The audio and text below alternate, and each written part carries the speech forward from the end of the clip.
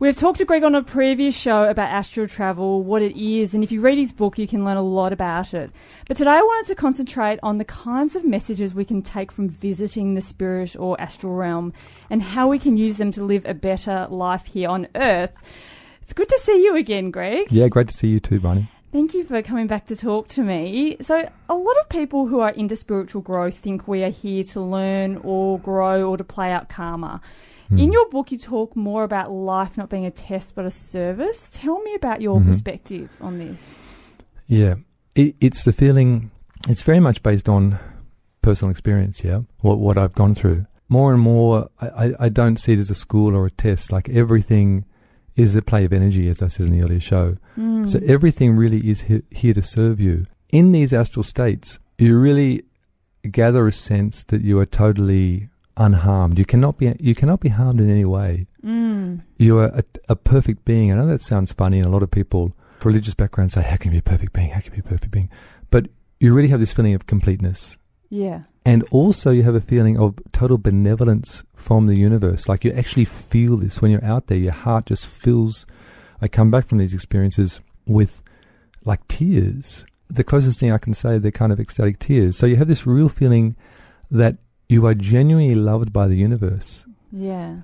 And I'm not a religious person in that way. I don't attune to any particular religion, but it's a feeling that as universal beings, we are so much greater. So to get back to what you're saying, when you come back, you just have the feeling that you're so much greater than you really are. Does that answer your question? Yeah, I mean, people sort of talk about, past lives and or You whatever can it is that we're here experience to, learn something, experience Yeah. something. It's a test or whatever. No. But you don't. It's all complete. So. It's my feeling that we are all enlightened beings. We are taught not to believe that. Yeah. We are taught that we have to strive for something. We have to attain something greater than ourselves. But how can there be anything greater than ourselves? So we literally are made up of universal energy. Everything, every cell in our bodies comes from the universe. So there's nothing really more we have to attain. So you start to get a great feeling for yourself, a great feeling of self-confidence, and just you are perfect as you are. And from there, everything kind of flows. So it's really just a game of energy from the heart in the end. So I suppose, sometimes when you look at the disparity in the world, that there's people that are born in famine or, people that are born wealthy. And, I suppose sometimes the way I can look at it is in maybe we're here for different lessons and that was theirs or whatever. But I suppose what you're saying, take the word, that fit in, Yeah, you can take the word lesson out of it, I think. We're here for different experiences. Okay. And we think that that's a very bad thing or that's a terrible suffering. And on a certain level, on a human level, it is. But when you're out of this human consciousness suit of armor, you sense the lack of suffering. Yeah. I've even had voices tell me there is no suffering. Before I knew this. Yeah. So remember, it's an experience. It is. So that you've chosen to experience for whatever reason. It is. And often the great sufferings of the world we tend to project onto other people or other civilizations or other societies. And in many ways, these are kind of restrictions put onto us by our own society to keep us in that straitjacket, to keep us in a certain level of fear. Well, it does, because we fear, even if we've got it all, we fear that we won't, because we see other people suffering. That's right, and somehow you feel it detract from you. Now, I've seen people in third world countries that have so little, and I've seen a glimmer in their eye that I've often seen missing from our own culture.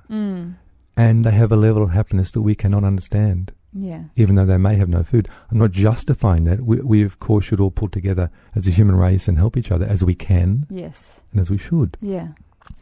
But when we look at levels of happiness, many people in Western societies, even though they have everything, they have it all, they're still not happy. No. And going through what you've gone through, do you fear death? No. Can't wait. Really? Yeah. In the beginning, it was a bit of an escape hatch. And my girlfriend is my wife now. She used to often say, Greg, you're never around. Every night you're disappearing. I couldn't wait till I come home and meditate. Yeah. Because meditation is an escape as well, isn't it? Well, meditation is perfect. I use it as a musician. I used it for stage fright, but it really, I think, triggered also the astral experience if you become very calm. So for me, it became a bit of an escape early on, the astral thing, and I kind of didn't like this reality. It really irritated me. I found it a real box. And then after a while, I started to recognize that it's actually really nice, and all the astral stuff I was experiencing filters down to this experience here. Wow. And everyone is having these experiences. So all past lives, all these other dimensions, it's a little bit like a Rubik's Cube.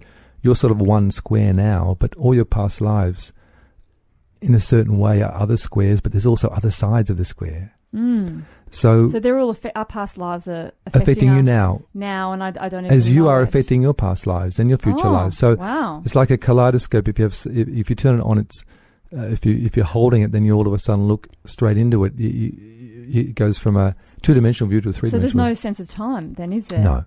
Wow. That's from what I've seen. Yeah. And with astral traveling, you can experience past events if you want to. And in your book, you talk about that our thoughts are energy. Yes. So tell me about that. Okay, like the thought behind a product. A product is designed... What if a product is designed purely for profit? Then it's actually going to take away from you. If a product is designed to help humanity in some way, it will give you something. If you give an ice cream to a child reluctantly, then you give that child the energy of reluctance through that ice cream. It's all energy. So when you're giving something or you're deciding you want to make a product, where's the intention coming from? That's exactly right. So intentions, these are the world of energy. These are what I call the prime reality. And also, so you say that you give it, say, to the child. If you give it reluctantly, does that come back at you, or is that at the child? Well, it's got your energy to it, hasn't it? So it's going to have a link with you because it's your relationship. Energy is sort of a relationship. So it's going to have an effect on you as well. And this is what I mean about life being experienced, not a punishment in some ways. So if something comes back at you like a backlash, then it's just reminding you that's not your way forward. Okay. Okay. When you sort of feel like you're in life and it's like you're hitting your head against a brick wall. That's right. That's telling you that I'm not on the right path. That's right. And once again, if I get back to this idea of it not being a lesson suggests to us as human beings that you're in some kind of school, that there is someone over you telling you what to do. You're telling yourself what to do. These higher energies, I've heard my own voice in the astral give me advice. My own voice in the astral give me advice. So I know there are higher aspects of myself. My higher self, they often call it in spiritual circles. So you really are steering the boat, but not necessarily on a human level. Well, we're kind of doing it blindly, aren't we? We're having... Yeah, that's why we've got a blindfold on and there's something telling us, but we're not all as connected as you are. Exactly.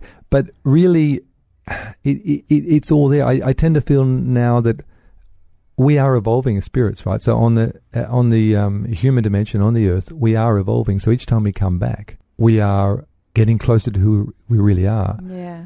So it's now, many people are now waking up to this. Many people are having astral experiences, far more now. It's really coming not into vogue, but it's kind of more and more people are talking about it. Yeah. It's more acceptable. We're waking up on a certain level to who we are. And in your book, you also talk about you feel the buzz, that's your true body. Yep. Is that what we feel when we meditate, or is it something else that you're talking about?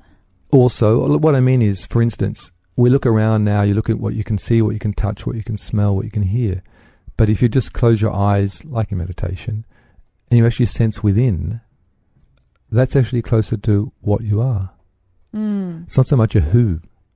Like more and more, I don't see myself as Greg Doyle, this writer, this astral person. I'm much greater than that. Yeah. I'm energy. So the buzz is the feeling of energy. So after a while, if you keep doing that, you kind of sense that your mind is all through your body. It's not in your brain, and your body and mind are all connected. It's all your one thing. Like I can sense exactly how my heel is feeling now, or how my hands are feeling. Yeah. And this really helps for instance, if I have I can't drink coffee. If I drink coffee, my whole body's just buzzing crazily, so I stopped. It wasn't a mental decision per se; it was a physical decision, but it's part of mind, body, spirit. Yeah, and you're much more connected to your body now because of this. Yeah. So, well, we're getting close to time now. So if there's one thing that you can really send back to people as a message, from what you've learnt, what you've experienced, that a lot of humans are suffering through at the moment, what could you give as advice? I have to say that you are loved at all times in the state you are now. You lack nothing. There's nothing you're doing wrong. There's nothing you can do wrong. You're perfect. Well, that's good to know. Thank you, Greg. Thank you so much for coming and talking to me again. And Great. if anyone wants to find out about your book, your courses, meditation, Reiki, everything like that, where can they get more information?